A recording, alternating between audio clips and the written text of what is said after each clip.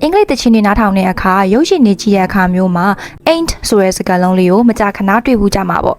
ဥပမာတချင်းနားထောင်တဲ့အခါမှာ you ain't seen nothing yet it ain't over စတဲ့စကားလုံးလေးတွေကိုတွေ့နေပေမဲ့ grammar စာအုပ်ထဲမှာရှာမရဘူးဖြစ်နေလား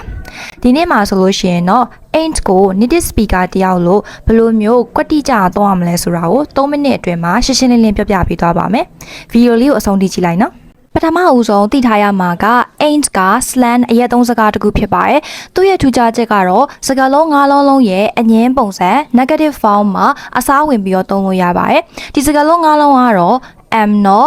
is not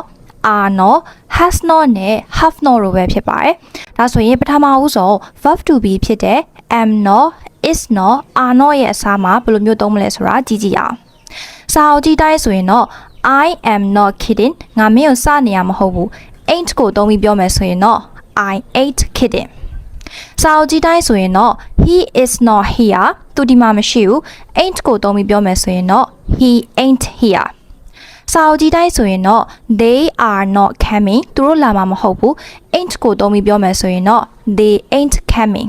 ကဲဒါဆိုလို့ရှိရင် am not is not are not အားလုံးရဲ့နေရာမှာအစားထည့်ပြီးသုံးသွားတာလေးကိုတွေ့မယ်ထင်တယ်ဒါလေးကအရန်လွယ်ပါတယ်ဒါအပြင် ain't ကို has not နဲ့ have got နေရာမှာလဲ native တွေကအသုံးများကြပါတယ်စာအုပ်ကြည့်တိုင်းဆိုလို့ရှိရင်တော့ I have not got time ငါမှအချိန်မရှိဘူး ain't ကိုသုံးပြီးပြောမယ်ဆိုရင်တော့ I ain't got timeစာအုပ်ကြည့်တိုင်းဆိုလို့ရှိရင်တော့ she has not done it ain't ကိုသုံးပြီးပြောမယ်ဆိုရင်တော့ she ain't done it ဒီနေရာမှာအရေးကြီးဆုံးက ain't ကအရက်သုံးစကားဖြစ်တဲ့ slang တစ်ခုဖြစ်ပါတယ်ဒါကြောင့်တငယ်ချင်းတွေနဲ့ပြောတဲ့အခါတချင်းဆိုတဲ့အခါမျိုးမှာပဲသုံးပါစာမွဲဖြေတဲ့အခါ interview ဖြေတဲ့အခါ business email စတဲ့ format setting တွေမှာဆိုရင်တော့လုံးဝသုံးလို့မရပါဘူးဒါဆိုလို့ရှိရင်ဒီနေ့မှာတော့အိမ်ကျသင်ခန်းစာလေးကိုတေချာသဘောပေါက်ပြီလို့ထင်ပါတယ်ဒါဆိုရင်လက်တွေ့သင်ခန်းစာလေးတွေကိုလုပ်ကြည့်အောင်ငါအလုံးမရှုံနေဘူး